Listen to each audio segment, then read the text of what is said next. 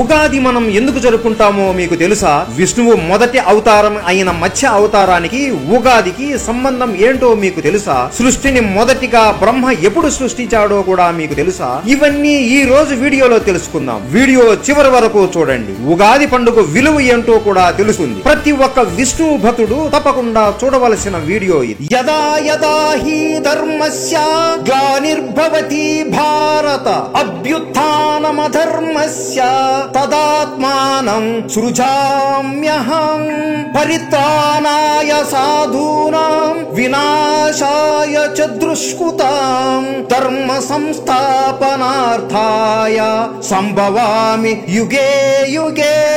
ఎప్పుడు అయితే ధర్మం గతి తప్పుతుందో, అధర్మం విజృంభిస్తుందో, అప్పుడు నేను భూమి మీద అవతరించి దుష్టులను హతమార్చి అధర్మాన్ని ఓడించి ధర్మాన్ని మళ్లీ నిలుపుతాను అని ఈ శ్లోకం అర్థం. విష్ణువు ఎన్నెన్నో అవతారాలు ఎత్తాడు, కానీ ధర్మాన్ని రక్షించడానికి 10 అవతారాలు ఎత్తాడు. వాటిలో మొదటి అవతారమే మత్స్య అవతారం. బ్రహ్మదేవుడు ప్రతి ఉదయం సృష్టి నిర్మాణం మొదలుపెట్టి ఆ రోజు పూర్తి అయ్యేలోపు సృష్టించే పని ముగించుకొని యోగ నిద్రలోకి మళ్లీ వెళ్లిపోతాడు. అలా నిద్రలోకి వెళ్లిపోగానే వెంటనే ప్రళయం వచ్చి సృష్టి అంతం అయిపోతుంది. మరుసటి రోజు నిద్ర నుండి లేచి మళ్లీ సృష్టిని నిర్మించడం మొదలు పెడతాడు. ఇలా బ్రహ్మదేవుడి జీవితంలో గడిచే ఒక్క రోజుని కల్పం అని అంటారు. అదే కల్పాన్ని మనిషి జీవితంలో గడిచే సమయంతో పోలిస్తే 4.32 బిలియన్ సంవత్సరాలతో సమానం. అలా ఒక కల్పం నాడు సృష్టిని సృష్టించి యోగ నిద్రలోకి వెళ్లిపోయాడు. అదే సమయంలో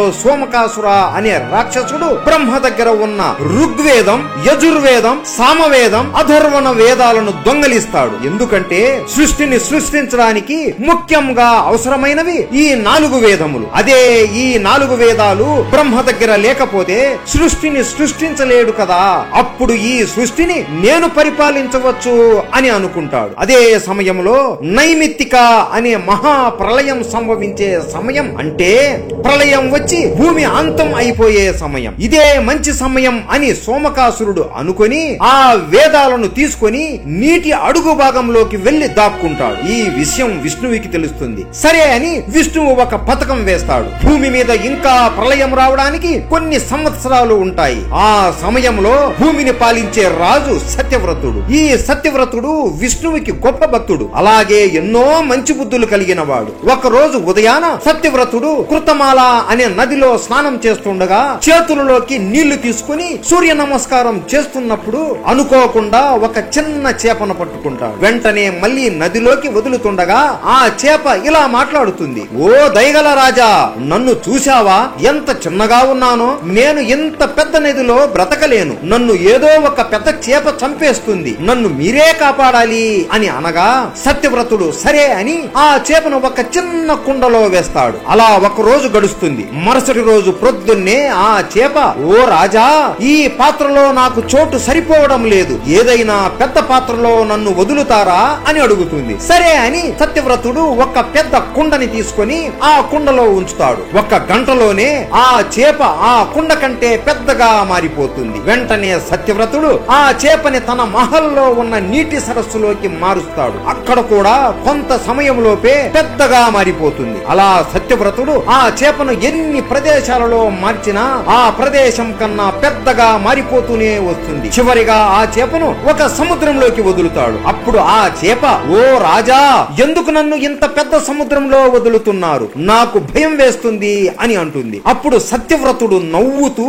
నువ్వు చాలా విచిత్రమైన చేపవి. కొంత సమయానికే నువ్వు నీ శరీరాన్ని పెద్దగా మార్చుకుంటున్నావు. నువ్వు మామూలు మత్స్యానివి కాదు. ధర్మాన్ని రక్షించడానికి నా విష్ణువు ఈ అవతారం ఎత్తి నన్ను పరీక్షిస్తున్నారు అని నాకు అర్థమయ్యింది స్వామి అని అంటాడు. చెప్పండి స్వామి, మీకు నేను ఏం చేయగలను చెప్పండి అంటాడు. అప్పుడు ఆ చేప విష్ణువు అవతారంలోకి మారి నవ్వుతూ, నువ్వు చెప్పింది నిజమే సత్యవ్రత.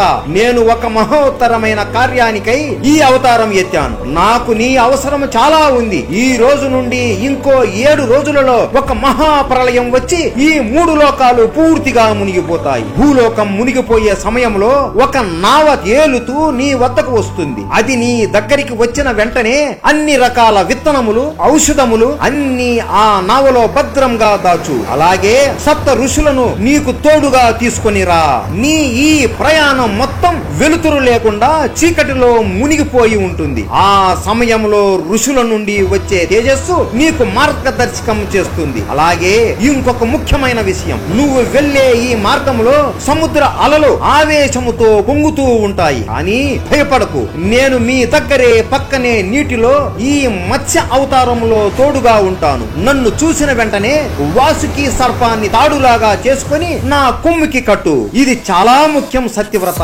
బ్రహ్మ జీవితంలో ఈ ఒక్క రాత్రి గడిచేలోపు మీకు మరో కొత్త ప్రపంచానికి మార్గాన్ని చూపిస్తాను. ఆ నావ కోసం ఎదురు చూస్తూ ఉండు అని చెప్పి వెళ్లిపోతాడు. సత్యవ్రతుడు మొత్తం అన్ని సిద్ధం చేసుకుని సముద్రం ముందు కూర్చొని విష్ణునామాన్ని జపిస్తూ ధ్యానం చేస్తూ ఉన్నాడు. అలా 6 రోజులు గడిచిపోయాయి. ఆఖరిగా విష్ణువు చెప్పిన ఆ 7వ రోజు మొత్తం ఆకాశాన్ని అంతా దట్టమైన మేఘాలు కమ్మేశాయి. అస్సలు సూర్యుడు ఉన్నాడా లేదా అన్నట్లుగా అయిపోయింది. ఎప్పుడు లేనంత గట్టిగా కుంభ వృష్టిగా వర్షం పడుతోంది. సముద్రంలో అలలు ఉప్పొంగిపోతున్నాయి. ఇదంతా చూసి సత్యవ్రతుడు నవ్వుతూ కళ్ళు మూసుకొని ఓం నమో నారాయణ అని అంటున్నాడు. కళ్ళు తెరిచి చూడగా తన కళ్ళ ముందు విష్ణువు చెప్పినట్లే ఒక పడవ అతని దగ్గరికి వచ్చింది. వెంటనే మొత్తం విత్తనములు, ఔషధములు ఆ నావలో పెట్టి సత్యవ్రతుడు మరియు సప్త ఋషులు అందరూ ఎక్కి ప్రయాణం మొదలు పెడతారు. అందరూ ఓం నమో నారాయణ అనే మంత్రం జపిస్తూ ఉంటారు. అకస్మాత్తుగా వాళ్ళ ముందు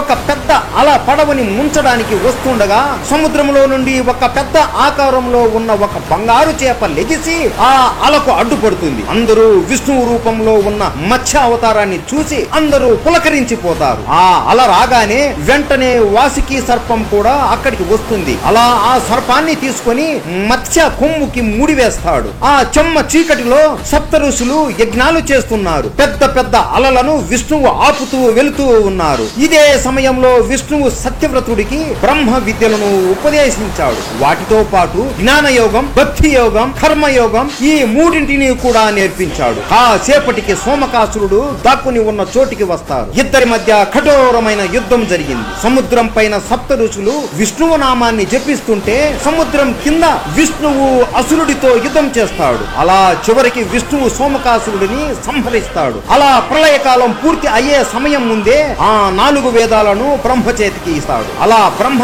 మళ్ళీ సృష్టిని సృష్టించాడు. ఆ సృష్టి ఏదో కాదు, మనము ఇప్పుడు ఉన్నదే.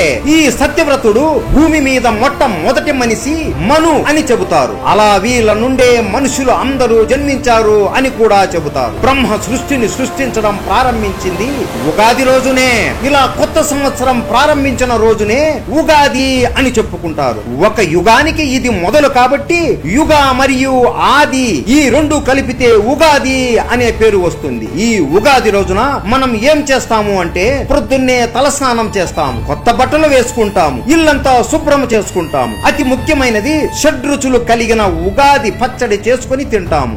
ఇది ఉగాది పండుగ వెనుక ఉన్న కథ. ప్రతి ఒక్కరికి వీడియో నచ్చింది అని భావిస్తున్నాము. ఇంకా మన ఛానల్లో తెలుగు హిస్టరీ టేల్స్ లో చాలా మంచి వీడియోలు ఉన్నాయి, వెళ్ళి చూసేయండి. నెక్స్ట్ దేని గురించి వీడియో చేయాలో మీరే కామెంట్ చేసి చెప్పండి, మేము తప్పకుండా చేస్తాం. విష్ణువు అంటే ఇష్టం ఉంటే జై విష్ణుదేవో భవ అని కామెంట్ చేయండి.